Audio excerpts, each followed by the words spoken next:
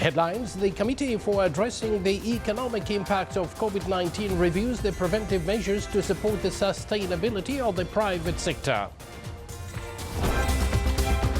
The presidents of France and Iraq hold a news conference in Baghdad. And the United States lifts a partial arms embargo on Cyprus.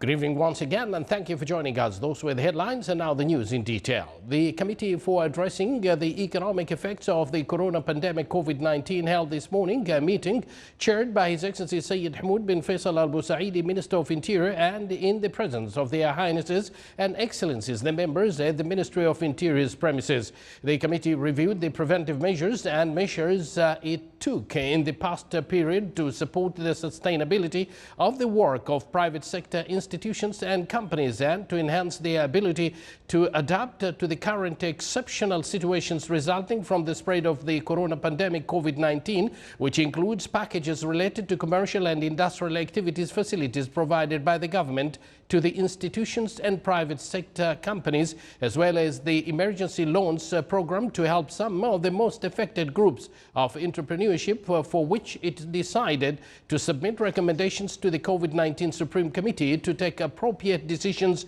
regarding them.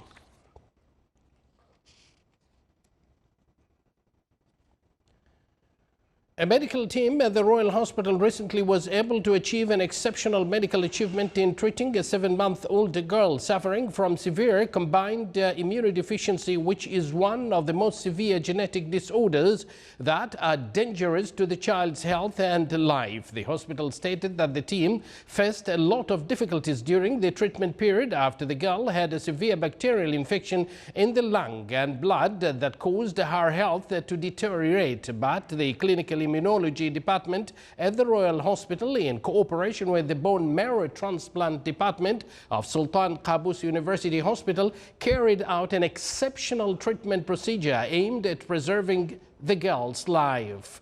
The medical team succeeded in transplanting the baby's stem cells, and it was noticed that her health condition improved a few days after the transplant.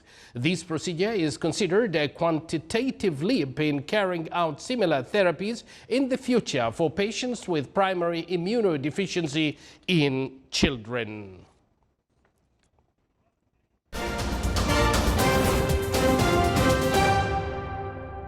And now for the international news. Iraqi President Barham Salim reaffirmed the country's vision today, saying that Iraq aspires to play a fundamental role in a region looking for stability after years of wars and conflicts. Saleh has said Iraq should not become a battleground for proxy conflicts between other states. Iraq faces the challenges of balancing the interest of the United States and Iran, both key allies. Macron's visit is the first by Western leader to Iraq since Prime Minister Mustafa al-Kadhimi took office in May, becoming the third head of government in a chaotic 10-week period that followed months of deadly protest in a country exhausted by sanctions, war, corruption and economic challenges. Kadhimi was selected by Parliament in May to head a government that would guide the country toward early election and has called for one to be held in June 2021. French officials have said Paris is concerned by a resurgence of the Daesh group in the country, profiting from political uncertainty and rivalries between Iran and the United States. The United States announced yesterday that it would lift for 1 year its 3-decade all-arms embargo on Cyprus to allow non-lethal military goods to be sold to the Mediterranean islands, in a move which drew an immediate rebuke from Turkey's Secretary of State Mike Pompeo, informed the Republic of Cyprus President Nikos Anastasiades of the change in a phone call yesterday. From October 1st, the U.S. will remove blocks for 1 year on the sale or transfer of non-lethal defense articles and defense services. Pompeo also reaffirmed U.S. support for a comprehensive settlement to reunify the island. The announcement came amid a surge in tensions in the eastern Mediterranean between Turkey and Greece over maritime borders and gas drilling rights, which also involves Athens' allied Cyprus. The novel coronavirus has killed at least 857,824 people since the outbreak emerged in China. December, at least 25.8 million cases of coronavirus had been registered. Of these, at least 16.84 million are now considered recovered. Yesterday, 6,262 new deaths and 262,790 new cases were recorded worldwide. The countries with the most new deaths were Brazil with 1,215 new deaths, followed by the United States with 1,090 and India with 1,045. The U.S. is the worst hit country with 184,689 deaths from 6.0 million cases. After the U.S., the hardest hit countries are Brazil with 122,596 deaths, India with 66,333 deaths, Mexico with 65,241, and Britain with 41,504 deaths. Asia reported 99,555 deaths, the Middle East 36,873, and Africa 30,065 deaths.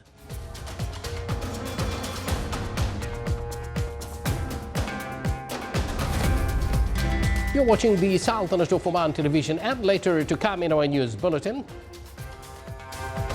Continuous rainfall announces promising agricultural season in a Dakhiliya governorate.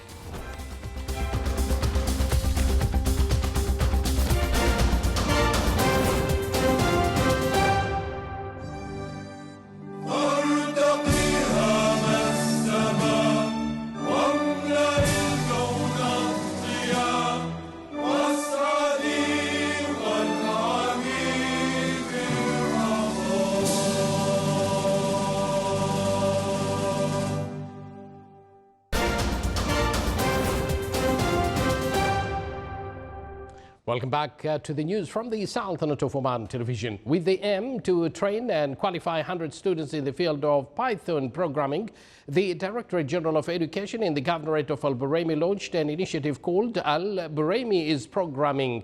The program, which is presented in cooperation with Al Buraimi University and Oasis Institute for Training and Development, also aimed to spread the culture of program and its role in knowledge-based making economy, as well as providing a practical educational environment to keep up with the goals of Oman Vision 2040 and the National Innovation Strategy.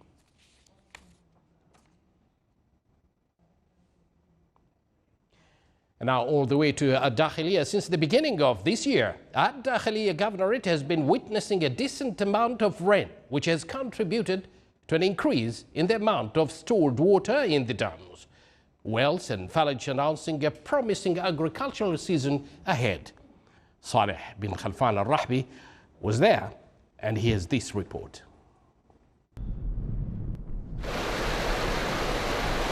Dakhiliya Governorate has been witnessing rainfall of varied intensity since the beginning of this year, causing wadis to overflow. The scene which has delighted both people and the land.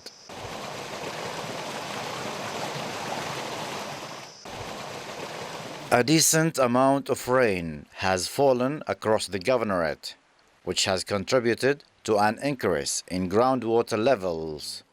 A number of dams, particularly in the wilayas of Nizwa, Bahla, Al-Hamra, Izki and Bidbid, have stored abundant quantities of water. The overflowing wadis have also contributed to raising the groundwater levels in the wells and villages, bringing joy to the farmers and fertility to the soil of the lands, farms and orchards.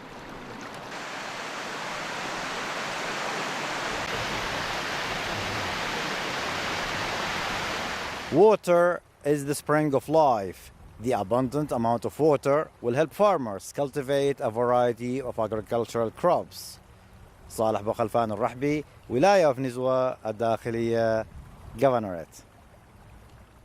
Thank you, Saleh, for that report. The experiments proved the number of tropical fruit seedlings that were brought from outside can successfully adapt with the environment and terrain of the Sultanate. The planted seedlings have a great economic value for the farmers. The Omani farmer Hamad bin Hamoud al-Rashidi imports tropical fruit seedlings that are not available in the Sultanate to plant them in his house in the Wilayah of Sib, while also distributing others to his colleagues in various wilayas of the Sultanate. According to his experience in agriculture, he clarified that a number of trees were successfully planted in the Sultanate as they adopted to the environments of Jabal al-Akhdar, Jabal al-Shams, Wadi Sahtan, and the mountains of the Governorate of Dhofar.